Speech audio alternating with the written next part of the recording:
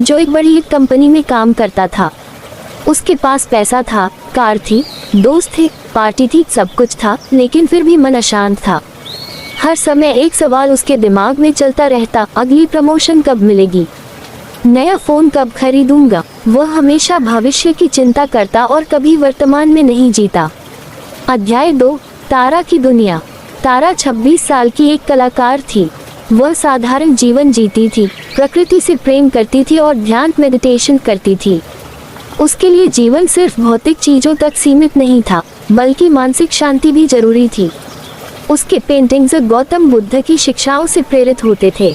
वह social media कम इस्तेमाल करती थी और वर्तमान में जीने में विश्वास रखती थी। अध्याय 3, पहली मुलाकात। एक दिन साई बहुत तनाव में था और एक कॉफी शॉप में गया। वहाँ तारा अपने स्केचबुक के साथ बैठी थी।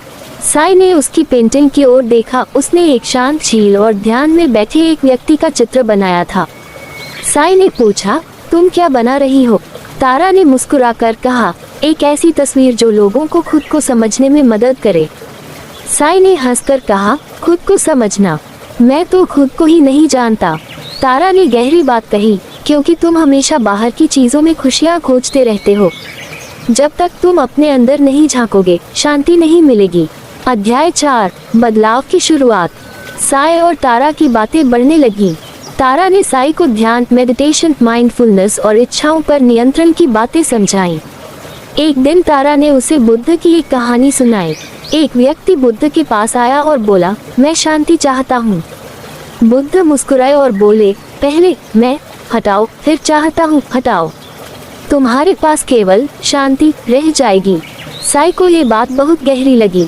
उसने महसूस किया कि उसकी परेशानी बाहरी चीजें नहीं थी, बल्कि उसका खुद का दिमाग था। अध्याय 5, नए जीवन की शुरुआत।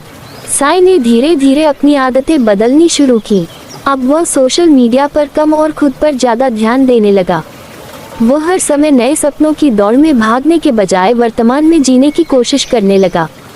उसने महसूस किया कि शांति बाहर नहीं, हमारे अंदर ही होती है।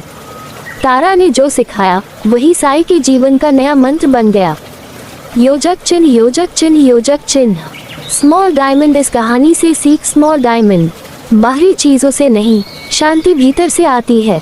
भविष्य की चिंता छोड़कर वर्तमान में जियो। इच्छाएं कम होंगी तो दुख भी कम होंगे। असली बदलाव बाहर से नहीं, अंदर से शुरू होता है। अगर साई